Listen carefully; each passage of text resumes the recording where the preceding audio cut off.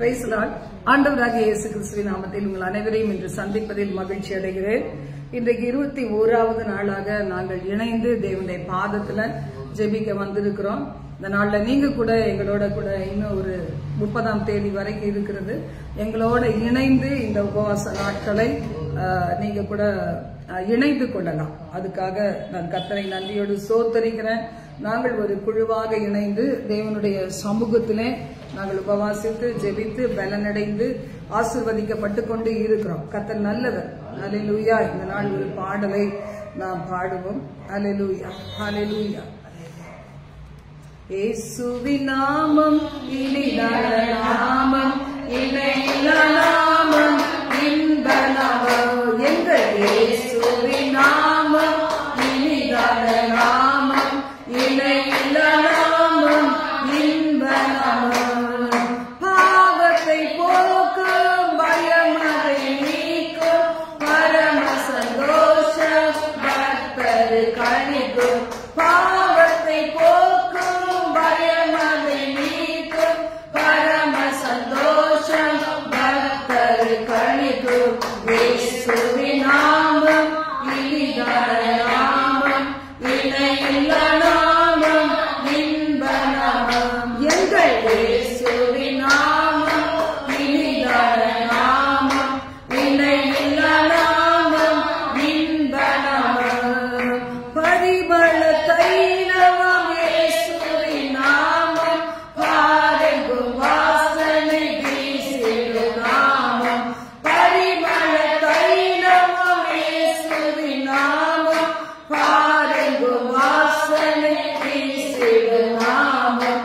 இயேசுவின் நாமம் இனிதான நாமம், இணையில்லா நாமம், இன்ப நாமம்.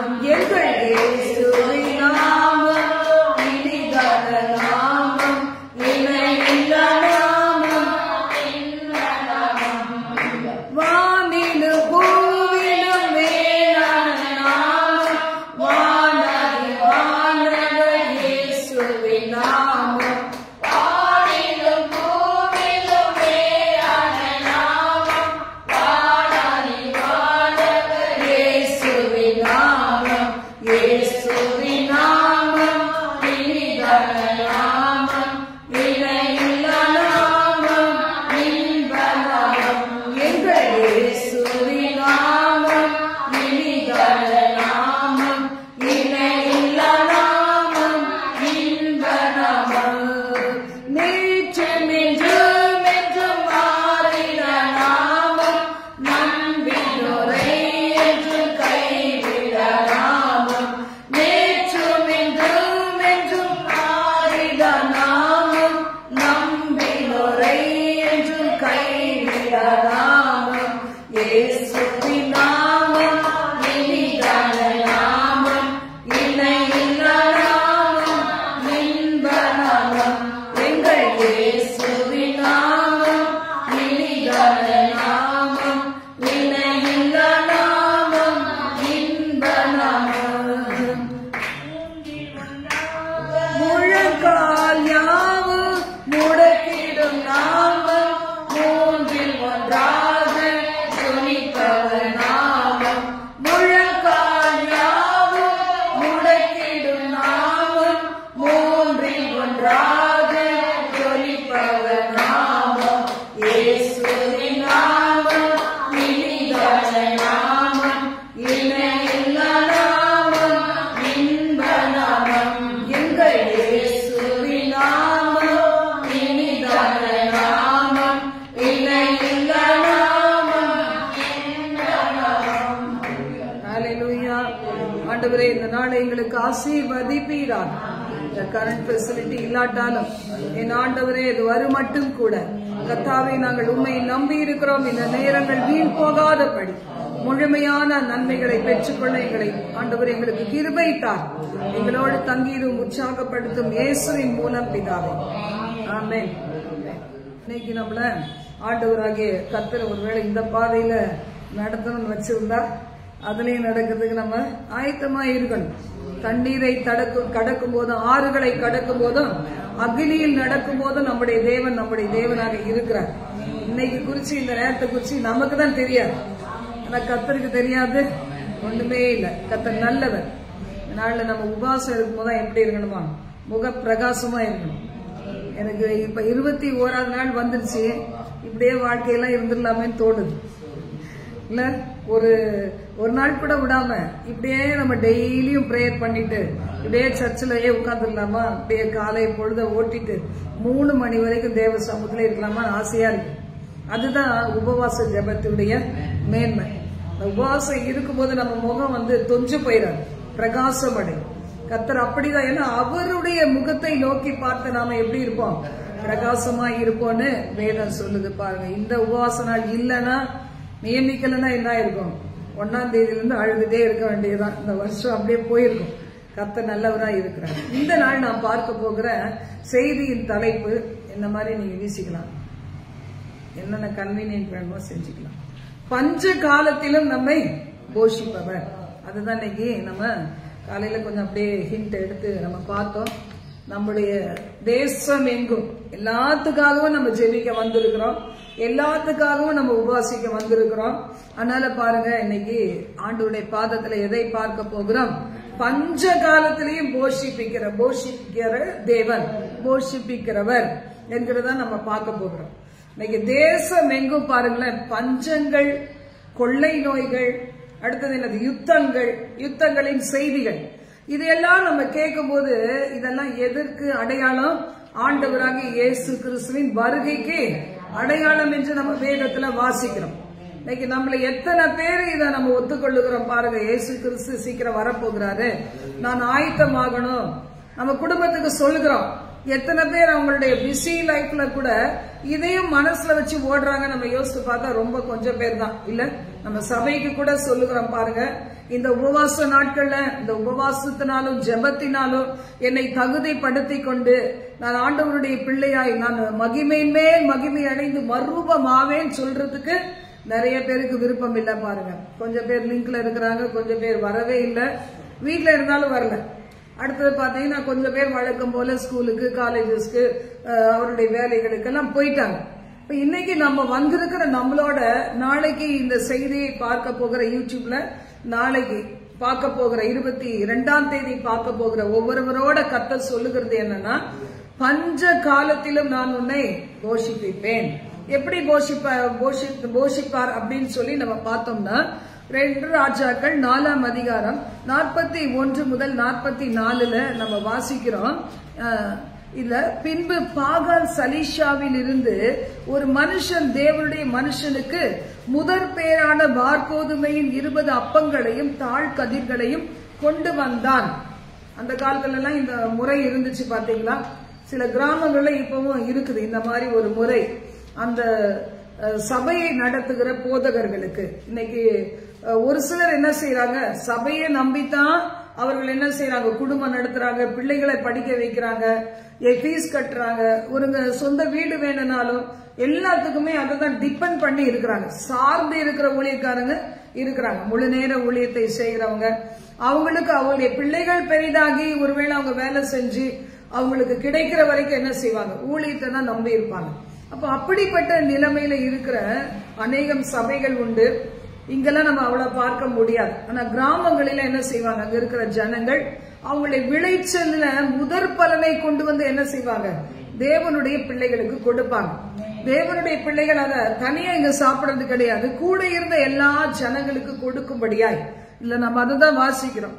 அப்போ இந்த காரியத்தை கொடுக்கும் போது அவன் என்ன செய்கிறான், எலிசா என்ற தீர்க்கதரிசி சொல்றாரு, இந்த அப்பங்களையும் இந்த தாழ் கதிர்களையும் நீங்க ஜனங்களுக்கு கொடுங்க அப்படின்னு சொல்லும் போது பாருங்க, அங்க இருந்த பணிவிடைக்காரன் சொல்றான், அந்த பொறுப்பை பெற்றுக்கொண்ட மனுஷன் சொல்றான், இங்க எத்தனை பேர் இருக்கிறாங்க, 100 பேர் இருக்கிறாங்க, இருக்கிறதோ 20 தாழ் தான், 20 அப்பங்களும் சில தாழ் அப்பங்களும் சில தாழ் கதிர்கள் இருக்குது அப்படி சொல்லும் போது, அப்போ அந்த தேவனுடைய மனுஷன் என்ன சொல்றான்னா, ஜனங்களுக்கு சாப்பிட கொடு, பிற்பாடு கூட மீதி உண்டாயிருக்கும் இன்னும்.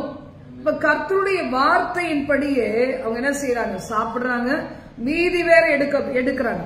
அப்ப பாருங்க, முதற் பலன் ஆண்டவருக்கு கொடுக்கும் போது முதல் மணி நேரத்தை கர்த்தருக்கு கொடுக்கும் போது, முதல் பிள்ளையை கர்த்தருக்கு கொடுக்கும் போது, நம்முடைய வாழ்க்கையினுடைய முதல் அன்பை ஆண்டவராக இயேசு கிறிஸ்துவுக்கு கொடுக்கும் போது, நம்முடைய வாழ்க்கையில ஒரு நாள் ஒரு நன்மையும் குறைவுபட்டே போகாது.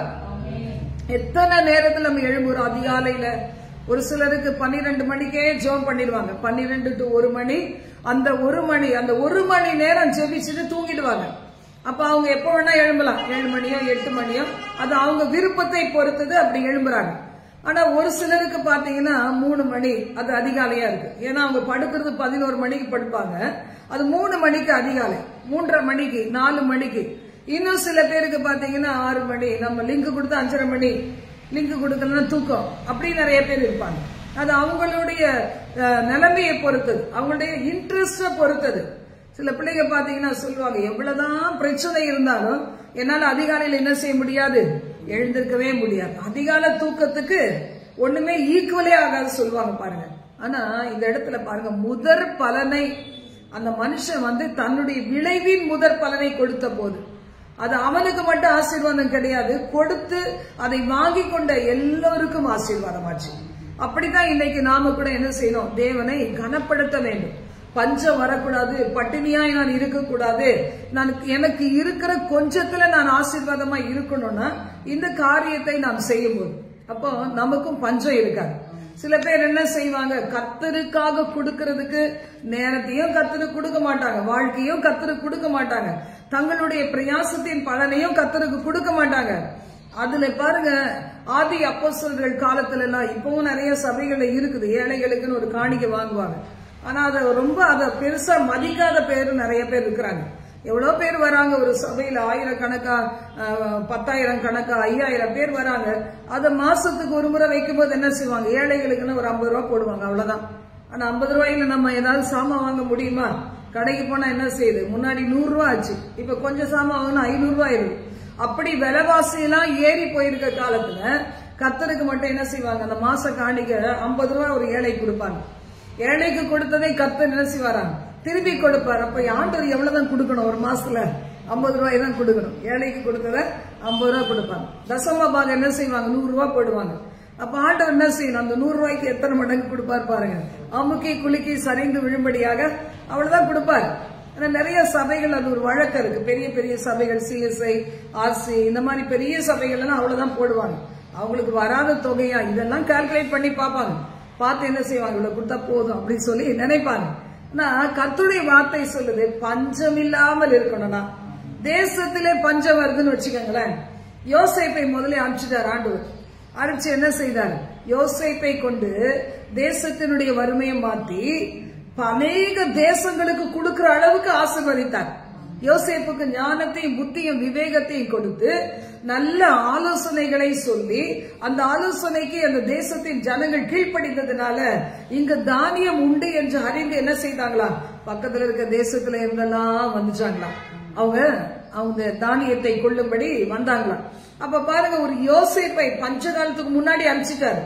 இப்ப சில இடத்துல பாருங்க, அந்த பஞ்சகாலம் வரப்போகிறது, நீ எங்கேயாவது போய் சஞ்சரின்னு சொல்லி என்ன செய்தாங்க, ஆலோசனைகளை கொடுத்தாங்களாம். எலிசா தான் உயிர்ப்பித்த, இதை நம்ம பார்ப்போம், இந்த வசனத்துல நம்ம பார்க்கலாம்.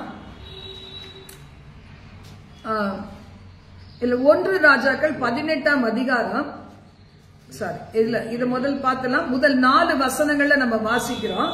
அநேக நாள் சென்று 3 வருஷம் ஆகையில் கர்த்தருடைய வார்த்தை எலியாவுக்கு உண்டாகி, நீ போய் ஆகாபுக்கு உன்னை காண்பி, நான் தேசத்தின் மேல் என்ன செய்ய போகிறேன், மழையை கட்டளையிட போகிறேன்.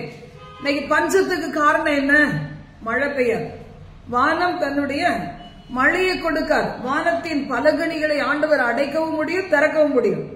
பாவம் அந்த ஜனங்கள் எத்தனை வருஷமா, 3 வருஷத்துக்கு மேல என்ன செய்தாங்க, 3 வருஷமும் எத்தனை மாதம், 6 மாதமும் மழை இல்ல, ஜனங்களுக்கு பஞ்சம் பசியா இருக்கிறாங்க. அப்ப மறுபடியும் ஆண்டவர் சொல்றாரு, நீ போய் அந்த ஜனங்களுக்கு உன்னை காண்பி, நான் என்ன செய்ய போகிறேன், இந்த மழையை கட்டளையிட போகிறேன். இன்னைக்கு பஞ்சம் பசி இல்லைன்னா வறட்சியான ஒரு நிலைமை, எவ்வளவு சம்பாதித்தாலும் திருப்தியற்ற நிலைமை, வேலைக்கு போகிறதுக்கு திறமைகள் இருக்குது ஆனா வேலை கிடைக்கல. இதெல்லாம் பார்க்கும்போது பாத்தீங்கன்னா நம்ம நினைச்சு பார்க்கணும், இது எதற்காக வந்தது. நம்ம பழைய பாட்டு காலத்துல எல்லாம் நீங்க வாசித்து பாத்தீங்கன்னா தெரியும். பஞ்சம் வரும்போதெல்லாம் ஆண்டவரை தேடுவாங்க, பசி வரும்போது ஆண்டவரை தேடுவாங்க, கொள்ளை நோய் வரும்போது ஆண்டவரை தேடுவாங்க, யுத்தம் வரும்போது ஆண்டவரை தேடுவாங்க. ஆனா இந்த நாள்ல கூட அப்படி ஒரு நிலைமை சில பேர் இடத்துல காணப்படுது. நம்ம தேவனை தேடாம ஒரு வினாடி கூட இருக்க முடியாது. யாருக்கு இருக்க முடியுதோ தெரியல, ஆனா என்னால இருக்க முடியாது. எத்தனை பேர் உங்களால இருக்க முடியாதுங்கிறீங்க? ஆமென். அப்படிதானே? நீங்க சொல்லலன்னா என்ன அர்த்தம்? உங்களால இருக்க முடியும்னு அர்த்தம். சரி, ஆனா என்னால இருக்கவே முடியாது. ஏன்னா ஒரு செகண்டும் எங்கதான் நம்ம நடக்கிறோம், கம்பி மேல நடக்கிறோம், அங்க இருந்து விழுந்தா அவ்வளவுதான். அந்த மாதிரி ஒரு நிலைமையில தான் தேவனுடைய பிள்ளைகளுடைய வாழ்க்கை. அவர் கிருபை இல்லாத நேரம் நிமிஷமும் நம்ம நினைச்சே பார்க்க முடியாது. அப்ப நிறைய பேர் இது வாழ்க்கைய, ஆவிக்குரிய வாழ்க்கைய, இன்னைக்கு இருக்கிற வாழ்க்கையை என்ன செய்ய நினைக்கிறாங்கன்னா விளையாட்டு போல நினைக்கிறதுனால தான் என்ன செய்ய முடியுது, தேவனை மறந்து வாழ முடியுது. ஆண்டவர் சொல்றார், தேவனை நீ என்னை மறந்து எத்தனை நாள் ஆச்சு, எனக்கு துதி செலுத்தி எத்தனை நாள் ஆச்சு, என்னை ஆராதித்து நீ எத்தனை நாள் ஆச்சு. ஆண்டவருடைய வார்த்தை சொல்லுது, என்னை மறந்து போன நாட்களின் நிமித்தம் நான் உன்னை விசாரிப்பேன்னு சொல்றாரு. எத்தனை பேர் ஆண்டவரை மறந்து எத்தனை வருஷம் ஆச்சு? சில பேர் வந்து பல வருடங்கள் ஆயிடும், கர்த்தரையே தேட மாட்டாங்க, மறந்தே போயிடும், ஆண்டவருடைய பெயரே மறந்து போயிடும். ஆண்டவர் சொல்ல, நான் உங்களை விசாரிப்பேன். கரண்ட் இல்லைனாலும், ஃபேன் இல்லைனாலும், ஏசி இல்லைனாலும் தூங்குறீங்க பாருங்க, ரொம்ப பாக்கியம் வந்து. சில பேர் நல்ல கண்ணை மூடி இழுத்துட்டு போகுது, எப்படின்னு தான் எனக்கு தெரியவே இல்லை. அப்போ தேவனுடைய பிள்ளைகளுக்கு என்ன இருக்கணும்? இன்னைக்கு வந்ததே வந்தோம், பிசாசு தலையை நசுக்கி ஜெயம் எடுப்போம். இந்த நாள் முழுமையாக இந்த நன்மைகளை நான் பெற்றுக்கொள்வேங்கிற ஒரு வைராக்கியம் இருக்கணும். நீங்க கொஞ்சம் பிசாசு கடன் கொடுத்தா அவன் நிறையவே பிடிச்சுவான். கண்ணு மேல எம மேல ஏறி உட்கார்ந்து தாலாட்டு பாடி உங்களை தூங்கவே வச்சிருவான். அப்ப நீங்க கேட்கிற வசனம் என்ன செய்யாது, உங்க வாழ்க்கைக்கு பிரயோஜனமே ஆகாது. ஆண்டவருடைய வார்த்தை இந்த இடத்துல சொல்லுது, அப்படி ஆகாபுக்கு எலியா தன்னை காண்பிக்க போகும்போது அங்க என்ன செய்யறார், ஒரு ஒபதியா என்கிற அரண்மனை விசாரிப்புக்காரனை பார்க்கிறான். அந்த ஒபதியா கர்த்தருக்கு மிகவும் பயந்து நடக்கிறவன் அப்படின்னு பாக்குறான் பாருங்க. பஞ்ச காலத்திலே உதவி செய்யறாங்க பாருங்க. ஆண்டவர் என்றைக்கு அவர்களை நினைப்பார். மற்றவங்க கஷ்டத்துல, மற்ற பஞ்ச காலத்துல, அவங்களுக்கு உண்மையில வறட்சியான நிலைமையில தேவனுக்கு பயந்து இருக்கிற பிள்ளைகளுக்கு உதவுறாங்க பாருங்க. சில பேர் வீட்டுல இருந்துகிட்டே வேலைக்கு போக மாட்டாங்க, கடன் வாங்கி சாப்பிட்டுட்டு இருப்பாங்க. கடன் வாங்கி அங்க வாங்கி இங்க வாங்கி அது வீட்டை விட்டு அந்த காசுடைய கடைசி ஒரு அமௌண்ட் போகிற வரைக்கும், ஒரு 10 ரூபா போற வரைக்கும் வீட்டுல வந்து என்ன செய்ய மாட்டாங்க, வேலைக்கே போக மாட்டாங்க. நல்லா பொரிச்சு அவிச்சு சாப்பிட்டு கொண்டாடி வீட்டிலே இருந்து அடிச்சு உதச்சு சண்டை போட்டு சமாதானமாயி இப்படியே ஓட்டிட்டு என்ன செய்வாங்க, 10 ரூபா வந்தோம் ஐயோ வேலைக்கு போனோம். இன்னைக்கு என்ன செய்யல, வீட்டுல 10 ரூபா தான் இருக்கு, வைக்கிறதுக்கும் நகைகள் கிடையாது, ஒண்ணும் கிடையாது. இன்னைக்கு போலான்னு சொல்லிட்டு போவாங்க. அவங்களும் சொல்லல, கர்த்தருக்கு பயந்து நடந்தோம், நீதியின் பாதையிலே நடந்தோம். வறட்சியான நிலைமையில யாரெல்லாம் வந்து அவங்க மனம் தளர்ந்து போக கூடாதுன்னு ஆண்டவர் செய்வாரு, அவங்கள போஷிப்பார். இதுல பாக்குற இந்த ஒபதியா என்ன செய்யறாரு, இவர் கர்த்தருக்கு பயந்த தேவனுடைய தீர்க்கதரிசிகளை கூப்பிட்டு, இதுல வாசிக்கிற பாருங்க, ஒபதியா கர்த்தருக்கு மிகவும் பயந்து நடக்கிறவனா இருந்தான். யெசபேல் கர்த்தரின் தீர்க்கதரிசிகளை சங்கரித்த போது ஒபதியா என்ன செய்தாராம், 100 தீர்க்கதரிசிகளை சேர்த்து கெபிக்கு 50 பேராக ஒளித்து வைத்து, அவருடைய உயிரை வாங்கிடக்கூடாது இந்த யெசபேல், அதனால ஒளித்து வைத்து அவர்களுக்கு என்ன கொடுத்தானா, அப்பமும் தண்ணீரும் கொடுத்தான், பராமரித்து வந்தான். பாருங்க, இந்த உள்ள நமக்குள்ள இருக்குதா? நம்மை போன்ற பிள்ளைகள், அவர்களும் தேவனுக்கு தான் பயப்படுறாங்க. எல்லாரையும் ஒரே விதத்துல தேவன் படைச்சிடல. ஒரு சிலருக்கு அப்பா அம்மா சொத்து வரும், பாட்டி தாத்தா சொத்து வரும். ஒரு ஹஸ்பண்ட் அண்ட் ஒய்ஃப் இருந்தா மனைவி வழியா வரும், கணவன் வழியா வரும், தாய் தகப்பன் வழியா வரும். எதுவுமே இல்லாத எத்தனை பேர் இருப்பாங்க. அப்ப நினைத்து பார்க்கணும், ஆண்டவர் பஞ்ச காலத்துல எப்படி பாருங்க இந்த ஒபதியாவுடைய உள்ளத்துல பேசி அந்த தீர்க்கதரிசிகளை காப்பாற்றி அவர்களுக்கு உணவு கொடுத்து பராமரித்தானா ஆண்டவர் எவ்வளவு நல்லா நினைச்சிருப்பார் பாத்தீங்களா. பஞ்ச காலத்திலையும் நீதிமானுடைய சந்ததி என்ன செய்யாது, அப்பத்துக்கு இறந்து திரியாது. மனுஷன் எந்த வாசல் வேணா அடைக்கட்டுமே, இந்த வாசல் வழியாதான், இந்த வாசல் வழியாதான், இந்த வாசல் வழியாதான் பொழைக்கிறாங்க. அதெல்லாம் அடைச்சிருவான்னு அடைச்சாலும் நம்மை படைத்த ஆண்டவர் ஒரு நாள் நம்மளை என்ன செய்ய மாட்டாரு, கைவிடவே மாட்டார். இன்னைக்கு மனம் சோர்ந்து போய் எத்தனையோ பிள்ளைகள், நமக்காவது ஏதாவது ஒரு சில சோர்ஸ் இருக்கும். ஆனா எத்தனையோ பேருக்கு நாட்டை விட்டு துரத்தப்பட்டு, தேசத்தை விட்டு துரத்தப்பட்டு, சொந்த ஊரை விட்டு துரத்தப்பட்டு ஒரு அகதிகள் முகாம்ல இருக்கிறாங்கன்னா அவங்களுக்கு எந்த நிலைமை, அவங்க என்ன கொடுக்குறாங்களோ அதான் சாப்பிடணும். எனக்கு சுகர் இருக்குது, பிபி இருக்குது, பிபி கொஞ்சம் உப்பு கம்மியா போடு, சுகர் இருக்குது, இதெல்லாம் சாப்பிட மாட்டேன் சொல்ல முடியுமா? என்ன கிடைக்குதோ, பன்னோ பிரெட்டோ எது கிடைக்குதோ அதான் சாப்பிட முடியும். அவங்களெல்லாம் யோசித்துப்பாங்க பாருங்க. ஒருவேளை அவங்க கர்த்தருக்கு பயப்படுறவங்களா இருந்தா, அவங்க கூட வசனங்களை அறிந்தவங்களா இருந்தா என்ன செய்யலாம்? ஆண்டவரை நோக்கி பார்த்து அவர்கள் ஜெபம் பண்ண முடியும். கர்த்தாவே, பஞ்ச காலத்திலேயும் நீர் போஷிப்பிக்கிற தேவன் அல்லவா? அன்னைக்கு உபதியாவை வச்சு நீங்க காப்பாத்துனீங்களே, இன்னைக்கு தூதர்களை அனுப்புங்க அப்படின்னு சொல்லும் போது பாருங்க, தூதர்கள் அவர்களுக்கு போய் என்ன செய்ய முடியும்?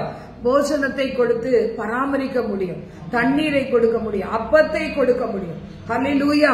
நம்முடைய ஆண்டவர் வாக்கு மாறாத தேவன் இல்ல. அவர் சொல்லிட்டு என்ன செய்ய மாட்டாரு? முடியாதுன்னு சொல்லவே மாட்டார். ஹல்லேலூயா!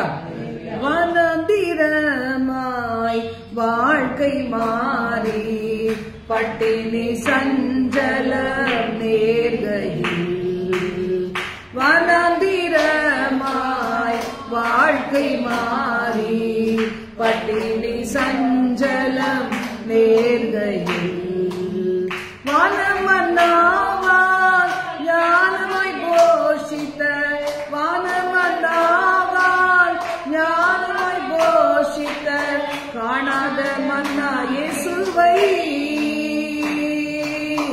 பாடுவே, பரவசமாகுவே பரந்தோடு இன்னலே, பாடுவே பரவசமாகுவே பரந்தோடு இன்னலே. ஆண்டவர் எவ்வளவு நல்லவர் பாத்தீங்களா? வனாந்தர பாதையில கூட பட்டினி சஞ்சலம் நேரிடும் போது கூட நம்முடைய பிள்ளைகளை என்ன செய்ய மாட்டாரு? கைவிடவே மாட்டார். ஹல்லேலூயா! இப்ப இன்னைக்கு என்ன பார்த்தோம்? பஞ்ச காலத்திலும் ஆண்டவர் நம்மை போஷிப்பிக்கின்ற தேவன். அதுக்குதான் வேத வசனத்தை எடுத்து இப்படிப்பட்ட காரியங்களை ஆண்டவர் சமூகத்துல சொல்லி என்ன செய்யணும்? இதை வைத்து வைத்து வைத்து ஜெபித்து நமது நன்மைகளை பெற வேண்டிய நாட்களிலே நாம் இருக்கிறோம். இன்னைக்கு ஒருவேளை நமக்கு பஞ்சம் வரலன்னு இருக்கலாம். ஆனா நம்ம விட இன்னும் நிறைய பேர் என்ன செய்யறாங்க? ஒரு நாளைக்கு ஒரு நேரம் சாப்பிட்றவங்க இருக்கதான் செய்யறாங்க. நம்ம சண்டே கிளாஸ்ல பார்க்கும்போது சில பிள்ளைகள் சொல்லுவாங்க, நாங்க ஒரு நேரம் தான் சாப்பிடுவோம். எப்படி அது போதுமா? மத்தியானம் வரைக்கும் பசிக்கவே பசிக்காதனா பழகிட்டோம் அப்படின்னு சொல்லுவாங்க பாருங்க. இப்ப இன்னைக்கும் இருக்கதான் செய்யறாங்க. ஒருவேளை நமக்கு இல்லைன்னா உலகத்திலே இல்ல, தேசத்திலே இல்ல, இந்தியாவிலே இல்லைன்னு சொல்ல முடியாது. அநேக தேசத்துல பாருங்க இன்னைக்கு பரவி கொண்டே வருது வேலை இல்லாத பிரச்சனை. வேலை இல்லைன்னா எவ்வளவு நாளைக்கு சாப்பிட முடியும்? எவ்வளவுக்கு எவ்வளவு குறைச்சு சாப்பிடணுமோ சாப்பிட்டு தண்ணீரை குடிச்சு அவங்களுடைய வாழ்க்கை கூட ஓடதான் செய்யுது. இன்னைக்கு அப்படிப்பட்டவர்கள் ஒருவேளை செய்தியை கேட்டாங்களான்னா, இந்த வாக்கு தத்தத்தின் படி ஆண்டவரே, பயந்து ஒளிந்து கொண்டிருக்கிற சில மனிதர்களுக்காக கடன் கொடுக்க முடியல, எங்க அவங்க கண்ணில் பட்டா ஏதாவது ஆயிருமோ, கடனை கொடுத்து முடிக்காட்டா தேசத்தை விட்டு நான் வெளியே போக முடியாது, இந்த நாட்டை விட்டு என்னுடைய சொந்த நாட்டுக்கு போக முடியாதுன்னு ஒருவேளை எங்கெங்க கலகி கொண்டு இருக்கிறாங்களோ, ஒருவேளை இந்த செய்தியை கேட்டா அவங்க என்ன செய்யலாம்? இந்த நம்பிக்கையை கொள்ளலாம். ஆண்டவரே, தூதனை அனுப்பு, உபதியாவை போன்ற ஆட்களை அனுப்பும், எங்களை போஷித்து பராமரிய சொன்னா அங்க கூட ஆண்டவர் ஒரு அற்புதத்தை காண செய்ய முடியும். அதனால்தான் வேத வசனங்களை நான் வாசித்து வாசித்து வாசித்து அதன் அடிப்படையில ஜெபிக்கணும். இன்னைக்கு நம்ம ஜெபம் பண்ணும்போது பாருங்க, ஒரு வேத வாக்கியம் கூட வராது, ஆனா ஜெபிச்சிருவோம். அப்படி இல்ல, வசனங்களின் அடிப்படையில இப்படி சொல்லி இருக்கிறதே, இப்படி எழுதி இருக்கிறதே, நாங்கள் இப்படி வாசிக்கிறோமே கேட்டு கேட்டு ஜெபிக்கும் போது அது அப்படியே நம்முடைய பிராக்டிக்கல் வாழ்க்கையில செய்முறையா நம்ம செயல்படுத்த முடியும் நமது வாழ்க்கையில. அது மாதிரி சங்கீதத்துல நாம் ஒரு வசனத்தை நாம் வாசிக்கும் போது 37:18-19 சொல்லப்பட்டிருக்கிறது, உத்தமர்களின் நாட்களை கர்த்தர் அறிந்திருக்கிறார், அவர்கள் சுதந்திரம் என்றென்றைக்கும் இருக்கும். இன்னைக்கு உத்தமர்களா யாரெல்லாம் இருக்கிறோம்? ஆண்டவருக்கு உத்தமர்களுக்கு ரொம்ப பிடிக்கும். உத்தமமாய் நடந்து நம்ம பார்க்கிறோம், சங்கீதத்துல வாசிக்கிறோம், மனதார சத்தியத்தை பேசுகிறவன் உத்தமனாய் நடந்து. நாவினால் பொல்லாப்பு பேசாதபடி, புரட்டி பேசாதபடி, மாறுபாடுள்ள நாவும் இல்லாதபடி இருக்கிறவன் என்ன செய்வானா? அசைக்கப்படுவதில்லைன்னு சொல்லப்பட்டிருக்கு. இதுல நாம் பார்க்கிறோம், உத்தமர்களின் நாட்களை கர்த்தர் அறிந்திருக்கிறார். பஞ்சம் வந்தாலும் என்ன செய்வாங்க? சாப்பாடு தண்ணி இல்லாம என்ன செய்ய முடியும்? இன்னைக்கு சாப்பாடு இல்லாம கூட தண்ணியினாலேயே வாழ முடியும் என்கிறது இன்னைக்கு நிரூபிக்கப்பட்டிருக்கு. பாத்தீங்களா? நான் சொன்ன மாதிரி ஒரு சகோதரியை பார்க்கும்போது அதுல இருந்து தான் நான் பார்த்தேன், தண்ணிக்கு கூட எனர்ஜி இருக்குது. நம்ம தண்ணியை குடிச்சுட்டே பாஸ் பண்ணலாம், இல்லைன்னா மோரை கலக்கணும், அதை கலக்கணும், இது டைமே இருக்காது. அப்படி இல்லைன்னா ரொம்ப டயர்டா ஃபீல் பண்ணுவோம். பாத்தீங்களா? இப்ப தண்ணி குடிச்சாவே எனர்ஜெட்டிக்கலா இருக்கு, போதுமா இருக்கு, நல்லா அதுக்கு நமக்கு ஒரு ஸ்ட்ரென்த் கொடுக்கக்கூடியதா இருக்குது. அப்ப பாத்தீங்கன்னா நம்முடைய ஆண்டவர் என்ன செய்வாரு பாருங்க, அந்த எலியாவுக்கு என்ன செய்தார்? சோர்ந்து போன எலியாவுக்கு அவன் போய் சூறை செடி கீழே படுக்கும் போது என்ன கிடைச்சது? அப்பமும் கேரி தாற்றண்டையில் என்ன கிடைச்சது? தண்ணி தான் கிடைச்சதா? இறைச்சி. காலையிலேயே சாயந்தரம் சுட சுட இறைச்சி, அப்பமும் இறைச்சியும் கேரி தண்ணீர போய் குடிச்சுக்கோ அப்படின்னு சொல்லி. அது மாதிரி சூறை செடியில போய் அவன் கீழே படுத்திருக்கும் போது என்ன கிடைச்சது? அப்பமும் தண்ணீரும். அப்பமும் தண்ணீரும் கிடைச்சது. அப்போதையும் தண்ணீரையும் குடிச்சிட்டு படுத்து தூங்குறியா, உன்னை தட்டி எழுப்பி ஓட வைப்பேன் அப்படின்னு சொல்லி ஆண்டவர் என்ன செய்தார்? ஓட வச்சேன். பஞ்ச காலத்திலே பாருங்க, எலியா சொன்னவன அவன் செத்தும் போல அவனை வாழ வைத்தார் ஆண்டவர். அவன் வெறுத்து போய் சொன்னார், சாவுறேன். ஆண்டவர் சொல்லி, சாவறதுக்காக உன்னை படைச்சேன், உனக்கு இருக்க வேலை இதெல்லாம் செய் அப்படின்னு சொல்லி சுழல் காற்றுல என்ன செய்தான் எலியா? மரணத்தையே காணாமல் எடுத்துக் கொள்ளப்பட்டான். அதனால்தான் வாழ்ந்து முடிக்கணும். வாழ்க்கை என்ன செய்யணும்? வாழ்ந்து முடிக்கணும். சும்மா நமக்கே வாழ்றதுல பிரயோஜனமாய் கர்த்தருக்கு வாழ்ந்து முடிக்கணும். வசனம் சொல்லுது பாருங்க, அவர்களுடைய சுதந்திரம், அவருடைய பலன், அவருடைய பிள்ளைகள், அவர்களுடைய ஆசீர்வாதங்கள் என்றென்றைக்கும் இருக்கும். அவர்கள் ஆபத்து காலத்திலே வெட்கப்பட்டு போகாமல் இருந்து பஞ்ச காலத்திலே திருப்தி அடைவார்கள். 20 அப்பம் 100 பேர் சாப்பிட்டு இருக்காங்க பாருங்க. 100 பேர் இருந்தா 100 அப்பம் இருந்தா 20 பேர் சாப்பிடலாம். ஆனா 20 அப்பத்துல 100 பேர் சாப்பிட்டு மீதி வேற எடுத்து கொஞ்சோண்டு கதிர்கள், அந்த கதிர்களை சாப்பிட்டு அதுலயும் மீதி எடுத்து, எவ்வளவு பெரிய தேவன் நம்முடைய தேவன் பாருங்க. நம்ம என்ன செய்யக்கூடாது? அடுத்த நாள் என்ன செய்வோம்? நம்ம சாகுற வரைக்கும் ஏதாவது சாப்பாடு கொடுப்பாங்களா, தண்ணி கொடுப்பாங்களா? அதெல்லாம் நமக்கு கவலையே வேண்டாம் என்று ஆண்டவருடைய வார்த்தை சொல்றத நம்ம பார்க்கிறோம். 2 ராஜாக்கள் 8ஆம் அதிகாரம் முதல் 6 வசனங்கள்ல பார்க்கிறோம். எலிசா தான் உயிர்ப்பித்த பிள்ளையின் தாயாகிய ஸ்திரியை நோக்கி, நீ உன் வீட்டார் அனைவரோடும் கூட எழுந்து புறப்பட்டு போய் எங்கேயாகிலும் சஞ்சரி, கர்த்தர் பஞ்சத்தை வருவிப்பார், அது 7 வருஷம் தேசத்தில் இருக்கும் என்று சொல்லி இருந்தான். எலிசா தன் மூலமாக அற்புதம் பெற்ற அந்த மகளுடைய குடும்பத்தை பாத்தீங்களா, நினைத்து பார்க்கறதுக்கு ஒரு சந்தர்ப்பத்தை கர்த்தர் கொடுக்கிறார். அதுக்கு முன்னாடி பகுதியில நம்ம வாசிக்க முடியும், எலிசா மூலமாக என்ன கிடைத்தது? அவளுக்கு ஒரு குழந்தை கிடைத்தது. 2 ராஜாக்கள் 4ஆம் அதிகாரத்துல நம்ம என்ன செய்யறோம்? அதை வாசிக்கிறோம். 8 வசனங்கள் முதல் நீங்க வாசித்தீங்கன்னா தெரியும். எலிசா சூனேமுக்கு போயிருக்கும் போது அங்கிருந்த ஒரு கனம் பொருந்தின ஸ்திரீ என்ன செய்வாங்களாம்? சாப்பாடு கொடுப்பாங்க. கடைசியில இது ஒரு பரிசுத்தவானா இவர் இருக்கிறாரே, இவர் வந்து தங்குறதுக்கு ஒரு மெத்தையிலே ஒரு அறையை கட்டி, கட்டிலை போட்டு, மேஜையை போட்டு, இவர் வந்து இளைப்பாறும்படிக்கு, சாப்பிட்டு இளைப்பாறும்படிக்கு செய்வோன்னு சொல்லி தன்னுடைய கணவனுடைய பெர்மிஷனோட அவங்க கட்டி கொடுக்கிறாங்க. அப்போ இவளுடைய வாழ்க்கையில எலிசா பார்க்கிறாரு, இவ்வளவு நம்மளை கவனிக்கிறானே, இவளுடைய வாழ்க்கையில என்ன குறை இருக்கு, நம்ம தீர்த்து வைப்போம். அதுதான் உண்மையான ஊழியக்காரர்களுடைய குணமா இருக்கணும், உண்மையான தேவ பிள்ளைகளுடைய குணமா இருக்கணும். எனக்கு இதெல்லாம் செய்யணும்னு என்ன அவங்களுக்கு என்ன இருக்குது? ஆனா என்னை வரும்போதெல்லாம் கவனிச்சு, என்னை இவ்வளவு போஷித்து பராமரித்து நான் இளைப்பாறுகிறதுக்கு ஒரு இடத்தை கொடுத்தாங்களே, இவங்களுக்கு நான் என்ன செய்யட்டும்? அந்த மாதிரி ஒரு உண்மையான ஒரு நபராய் இந்த எலிசா இருந்த போது அவங்களுடைய குறைவுகள் என்ன? குழந்தை இல்லைன்னு சொன்ன உடனே, நீ அடுத்த தடவை வரும்போது ஒரு குழந்தையை வைத்திருப்பாய் என்று சொல்லி ஆசீர்வதிக்கிறார். அதே மாதிரி ஒரு குழந்தை பிறக்குது. ஆனா அந்த குழந்தை ஒரு நாள் இறந்து போகுது. இறந்து போன உடனே இந்த ஸ்திரீ என்ன செய்யறார்?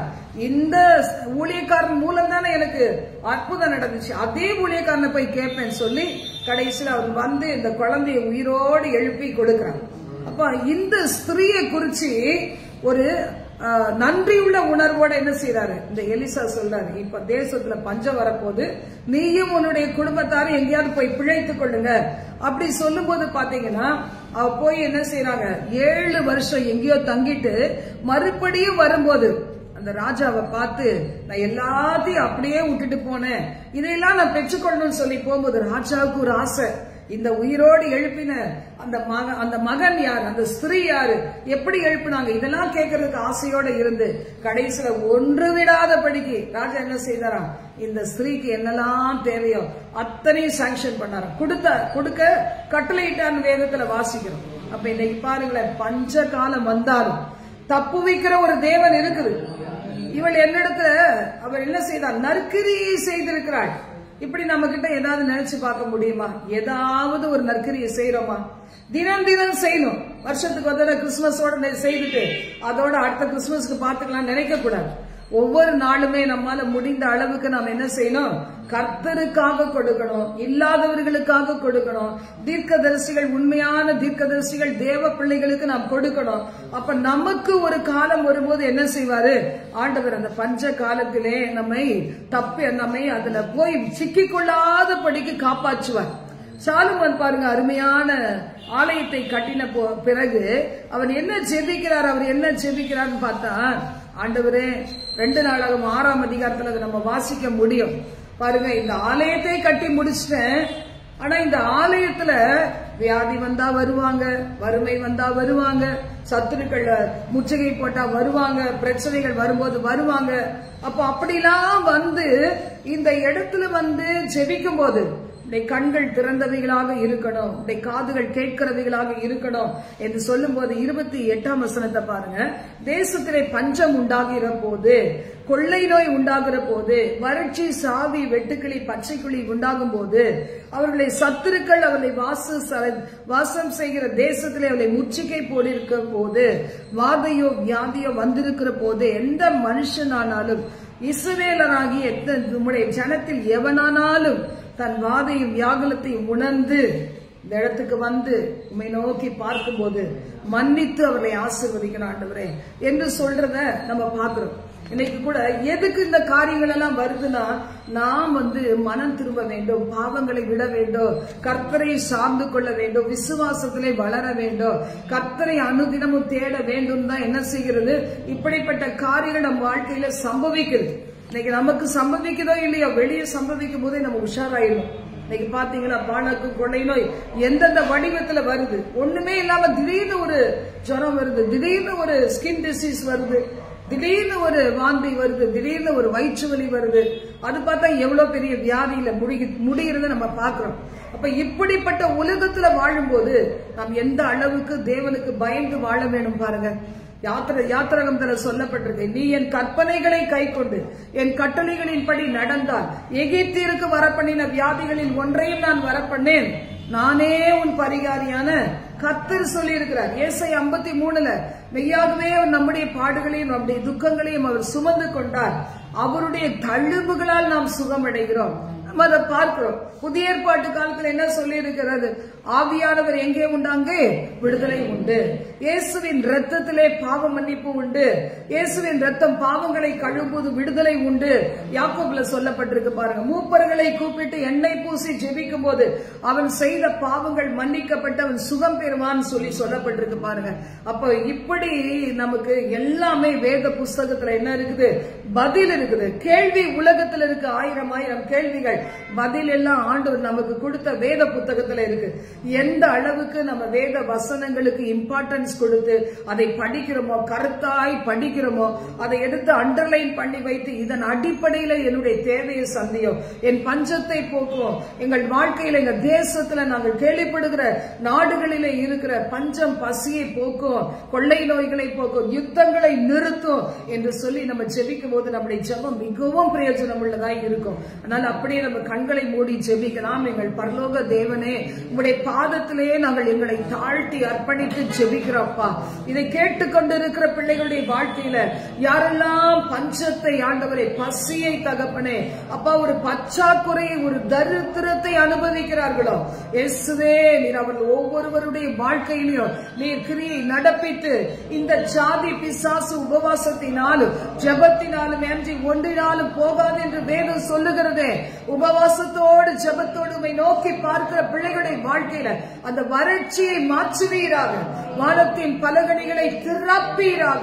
ஆசீர்வாதமான மழை அவர்களுடைய குடும்பத்திலே பெய்யும்படி அனுக்கிரகம் பாராட்டுவீராக. உரஹம் தனமியாதுரி ககந்தரதி அங்கரபா ரீமா கரதியா துரி கபர பௌஷி அங்கரபா. வெட்டு கிளிகளும் பச்சை கிளிகளும் முசுக்கொட்டை பூச்சிகளும் அழித்த அழிவின் பலனை நான் உங்களுக்கு தருவேன் என்று சொன்னீரே. அந்த பலன்களை கொடுப்பீராக. ஓரா பாபா ரபா ஹது நீக ராதா ஹஸ்ஸலேக லாகரோ நீகத ராது நீக ரந்த ராபா. எல்லா அந்நிய பாஷைகளை பேசுங்க. நீக ரந்தனா நாங்க ஜெபிக்கிற ஜெபம் தேசத்தின் ஏதோ ஒரு பகுதியில, உலக நாடுகளின் ஏதோ ஒரு பகுதியில, ஒரு கிராமத்துல, ஒரு மாவட்டத்துல, ஒரு மாநிலத்துல பூட்டப்பட்ட அறை கதவுகளுக்குள்ளாக இன்று கஷ்டப்பட்டு கொண்டிருக்கிற பிள்ளைகளை விடுவிக்கட்டும் என்று ஆவியானவரோடு இணைந்து ஜெபிக்கிறோம். சொல்லுங்க சொல்லுங்க சொல்லுங்க.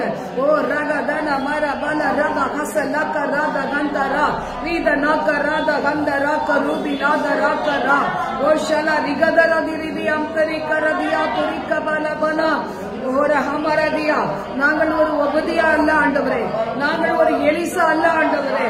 ஆனா ஆண்டவரே, நாங்கள் உள்ள நிலைமையில 4 சுவருக்குள்ளாக பூட்டப்பட்ட அறை கதவுகளுக்குள்ளாக உம்மை நோக்கி நாங்கள் வேண்டிக் கொள்ளுகிறோம். ஒரு குரூப் ஆஃப் பீப்புளாக நாங்கள் உம்மை நோக்கி கதறுகிறோம். பிள்ளைகளுடைய வாழ்க்கையில ஒன்றுமில்லாத நிலைமையை மாற்றும். ஒரு வார்த்தை இறங்கி சொல்ல, இதோ நான் மழையை கட்டளையிட போகிறேன் என்று சொல்ல, தேசத்திலே மழையை கட்டளையிட போகிறேன் என்று சொல்ல. ஓரா பாபா ரபா நமத நமக சலபரத கந்தரோ ரிஹசலி கரோதர ஹந்தராதுரி கரந்தரதி அந்தரபா ஓ ஷபர பல ரிகதராதுரி கபரபா. மனதுருக்கத்தின் தேவனே இரக்கம் செய்யும். பாவங்களை மன்னியோ, குற்றங்களை மன்னியோ, மீறுதல்களை மன்னியோ, நம்பிக்கை துரோக செயல்களை மன்னியோ. ஓ ரபா ரபா திரி ரகதரபா ஓ ஷல ரிகதரதுரி கரந்தரபா. நிர்விசாரத்தை மன்னியோ. கோபத்தினால் இழந்து போன வேலைகளை மறுபடியும் அவர்களுக்கு கொடுப்பீராக.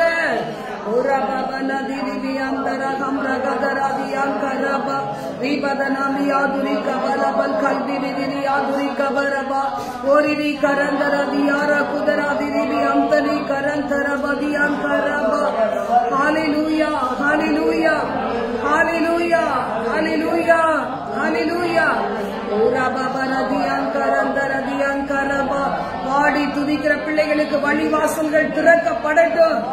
ஓரா பாபா நதியங்கரதியா துரிகா பலப நதியங்கரபா ரீமா கரதியங்கரந்தரதியங்கரபா. ஹalleluya ஹalleluya. நீதிமானுக்கு அப்பம் கொடுக்கப்படும், அவன் தண்ணீர் கொடுக்கப்படும், அவன் சிறைச்சாலையிலே மடிந்து போக மாட்டான் என்று சொன்னீரே. சிறையிருப்பில் இருக்கிற பிள்ளைகளுக்கு அவர்களுக்கு ஆண்டவரை தேவையானவைகளை தூதர்கள் கரத்திலே கொடுத்து அனுப்புவீராக. யுத்தங்கள் நடைபெறுகிற இடங்களிலே யுத்த கலக்கத்தை மாற்றுவீராக. இறையாதே அமைதலாயிரு என்று சொன்னபோது காற்றும் கடலும் அமர்ந்தது போல யுத்தத்தின் ஆவிகள், சண்டையின் ஆவிகள், மூர்க்கத்தின் ஆவிகள் அன்று இயேசுவின் நாமத்தினால், இயேசு கிறிஸ்துவின் நாமத்தினால், இயேசு கிறிஸ்துவின் நாமத்தினால் ஒரு முற்றுப்புள்ளியை வைப்பீராக.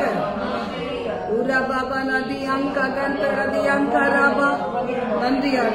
நன்றி ஆண்டவரே, நன்றி ஆண்டவரே. நீர் எங்களுக்கு செவி கொடுக்கிறீர் என்று நாங்கள் விசுவாசிக்கிறோம். பாவங்களை மன்னித்து ஆசீர்வதிக்கிறீர் என்று நாங்கள் நம்புகிறோம். வறட்சியை மாற்றும் ஆண்டவரே, வறட்சியை மாற்றும். ஆசீர்வாதமான மழையை கொடு, ஆசீர்வாதமான பனியை தாரும், ஆசீர்வாதமான வெயிலை தாரும், ஆசீர்வாதமான காற்றை கொடுத்தருளுவீராக. பிள்ளைகளை ஆசீர்வதி, பெரிய காரியங்களை செய்யும். எல்லா துதியும் கனமகிமை கர்த்தர் ஒருவருக்கே செலுத்துகிறோம். இயேசுவின் நாமத்தில் ஜெபிக்கிறோம் பிதாவே. ஆமென், ஆமென்.